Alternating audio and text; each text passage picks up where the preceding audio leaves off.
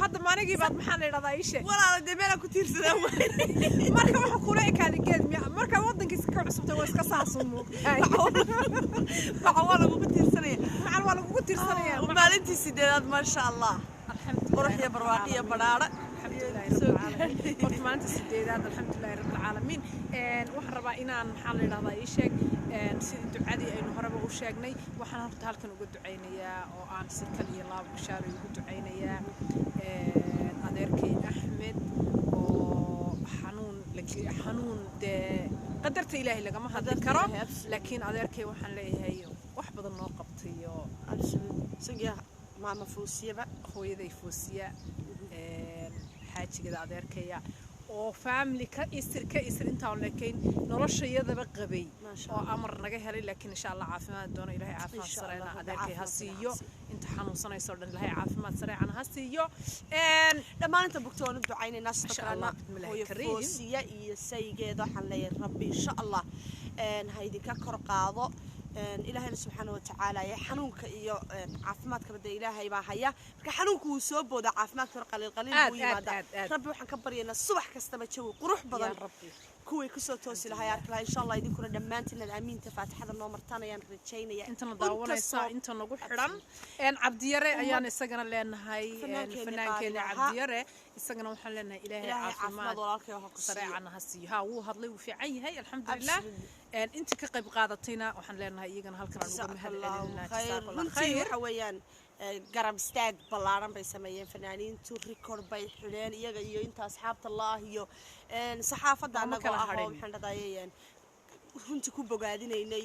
kulana jirnay arrinka abwaaniinta kulli intii ka qayb qaadatay waxaan leenahay Cabdiyare qaran buu ahaayay rabbi subhanahu wa ta'ala ya ha caafiyo ayaan leeyahay dhamaan umada Soomaaliyeed iyo muslimiinta xanuunsanaysa Ilaahay caafiyo Ilaahay waxaan kana iyagana aan maxay heetoy Ilaahayga raxmaanka inuu ka dulqaado u baryeynaa masiibadii qaran ee ku habsatay magaalada Qardho ee gobolka Karkaar ee Puntland iyagana habeen madow baadaad soo rogmaday fatahaada dhacay waa la socotay weynagii de inta badan iyagana waxaanu halkan Ilaahay ugu raxmaaninta u duceynaa intii dhimatay Ilaahay ha u naxariisto inta dhibaataysana Ilaahay ka kor qaado inta gurmadka ku hawlan rabbi ha u fududeeyo waa bil Ramadaan cid kasta insha Allah in la iscafiyo la isu duceeyo in meantime laga qayb qaato wixii taakuleyn iyo caawimo ah ayaan maxaan dhaday Ilaahay ka baryeena insha Allah bidmillaahi kariim adiguna Ramadaantii iyo horta karoone maxaad ka haysaa horta hadda ku oran maayo de xaaladaha waad u farabadnayeen waxay kaaga daran tamtamka iga ilaalinaysa tamtamka inaan bataa igu daran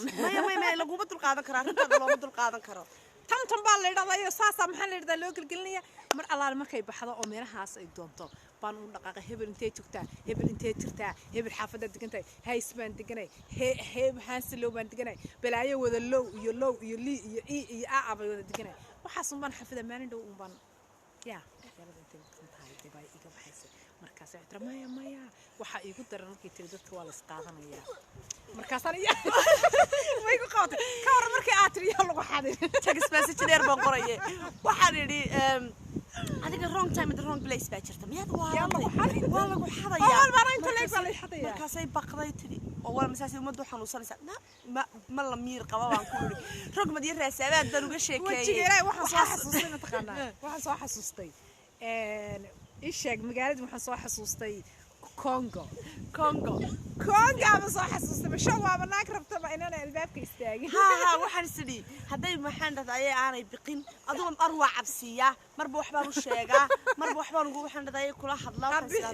xaqin kawraaniga markaan babyga yaraa maxaan leeyahay ii sheeg aniga babyga maqsad waa leedan xadaya waa leedan rogmanaya adduunyada rogmanaysa iglanay ma waalatay aan harara iskaga show waa naag maxaan leeyahay ii sheeg asxaabta waxaan leenahay mar kale Ramadaan wada wax islaha meel yaanay qabanin de imika waxyaabaha qaar badanina waxay ii shaqeeyeen bishaare waxaan rabaa inaan wallahi billahi tallaahi mahad celin ballaaran horta idhageyso wax leey mahad celinta qofkii aan mahad celinin ilaahayna uma mahad celiyo ma fahanti sax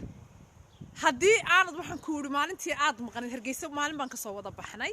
horta Hargeysa maalintii tripkii hore watan hal day baan soo wada baxnay okay wadadkii misaadan isugu nimaadno dal kasta waxaan ku isku ilaahay Hargeysa ma tiri Ingiriiska ma tiri Uganda ma tiri horta waxaan ku dubay ma ayaana igu soo kaa balamiyo hadii daba socota hargeysa maxaa leh habeen baan diyaarad baan ka soo wada raacnay halka markay tib inaa wasu waxaad iga baxsatay istiri waa la xulayaa waabtina wixii aad maxay tahay aan kulmay ma askaru ma ilaha shaqo la yara galiyay waaba baxay waa soo noqonay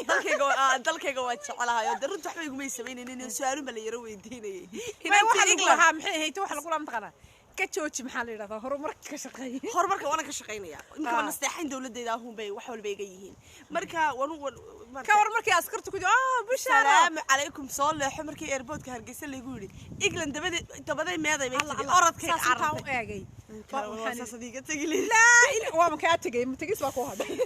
waxa dhacday waxyaabaha horta gabadha markii magaalada soo gashay airportkan soo wada galay oo saas isku daba soconay askar inama askaraho security ka bishaara salaamu calaykum allah bishaara baantay bishaara imaad naga deysay ciyaarta halka markii sheekadii maraysayba anigu saasaan u eegay dhag isha hoosan ka sii eegay waa gooyay si qol ma he anigu xala England England maxay heetay saas waxaan intii la baan gooyayba waxba soo ilaabaan ku waxa saadeed ma qashin markii bishaara maxay tahay la xulay aad ka joog waxaan ku yiri hadda hal sii daay xataa may tirahdeen wax isla waa lagu raacinaya markaan ogaaday in la sii daayay oo sheekadii deeynimada oo waxba lama lahayn ay wadalkeeni dib ma sha Allah baan ku naaya bishaara ma waa soo galay waa soo galay oo luuq baan ku jiro luuqi baan ka soo kooday maxaa hirgelta ay galiyay marka waxa rabay inaan ku sheego hadii aanad halkan maalintii wadiga igu yiri anigu dib baan Hargeysa ugu noqday ayaantii kadib waanigi noqdo hadda Hargeysa markaan imanaya aanimi wadiga igu waa soo baxay intaan diyaaradaha la joojin waa Hargeysa aan soo socdaa Hargeysa soo socotaa ma waalan tahay oo Hargeysa ma muraaradila caloosho dhinac ay furtay waxaan is idhaahdey tii hadii London kaaga tagto oo yaa islaam maxaa la yiraahdaa sheeg horta ilaahay amarkii iyadoo xidhan tigirkii goosato Hargeysa u socotana lockdown baa dhacay diyaaradii ugu dambeysay ee Kenya ka kacdana tan fuushanayd bay tii ka kacdana tii ugu dambeysay ahayd diyaaradda ugu horeysay ugu dambeysay ducaysan tahay aniga maxaa ku raahay hooyada bay soo ducaysay oo noloshayda waxaan ku wuri ilanba maayo ma sha Allah ma fahanti adigana waa ducaysantahay inaad ducaysan waxaan ku garanayaaba oo maxay tahay habartay ku soo ducaysay lockdown ka Hargeysa kugu dhaxeeli laadey wallahi waan waalna dad joog wallahi wax liyaal waxaan ku qabtay mala waxaan ku qaban karaa laakiin wada jeeggeeno quraan farxad inoogu filan wada jeeg waxa kaaga daran qof isliig ka yimaad taqaanid oo ano isliig ka yimi meeshan walaalkii wixii igu yimid taqaanaa Nairobi suniyaan ballumayad gacanta haysi dadku man ka qariyay horta waxaan idin sheegi doonaa oo barnaamijka Britain insha Allah idinku soo qaadi doonaa waxyaabihii wadamada qaar naga qabsaday Kenya wixii naga qabsaday waxyaabo fara badan oo dhaca oo dadka ka qariyo Iran ka sii hordhace barnaamijka kala suga ma su'aal baan rabaa inaan sii sheego rabaa inaan sii xasuusiyo bishaara waxa la yiraahday sagal Mustafa ayaa taxi raacday sagal Mustafa baasaboorkeedii bay ka tagtay markay baasaboorka ka tagtay soo wacday waxay tahay hello na baasaboorka ii soo qad Kenya halkan aan lagu xidhay markaasay Kenyaadkii bay la orday bishaara markay Kenyaanka geesalay okay sharciga baasde kaagi kan tiin naga dhacday waxa dhacday sheekeyn doonaa aan idin ka sheekeyn doonaa laakiin adigu waxaad keenta soo daysiday adigu waxaad taatay iyaduna hotelka bay kaga timaaday wixii ka dhacay markaa dhawan ka sheekeyn doonaa waxa kaaga daran maalintan aniga iyo farxiya kaba yaran nidhi wada dalxiisayna naga dalxiisayna iska dhigayna anu gaadhina baynu raacaynaa Uganda Kampala dabada gaadhigii nin madow baa wada dabada jira dumarkayga saas anagaaba darka ku soconaba waxaan ku leeyahay laba kabado dhaadheer xiran waxaad moodaa in la yiri waxa la baagan baa la soo yara dawaafsidi hatta dalku intii si jiro fikir kama haysano waxaynu soo socodkeen diyaarad soo raacayna in dhulka uu si aragno way subax baan 8 subaxnimo gaarigaan u yeedhanaan soo kareysanay kornay magaalada gudaheedii bay isagoon ka bixin hamska waa bata askariga chiifa midaad moodo inaan askari chiifa ahayn military chiifa yahay ayuu gaariga 100 ku socdo ku sii daayay saa labadayadiiba maskaxda waxaan ku dhufanay xagga sare dem bir moojo wuxuu dhigtay cagaheeda taale farxiya ka weerana lug baabay ka sartay boo bay tiri farxiyana hadda bayna dili gaaray no sanad ku dhimanay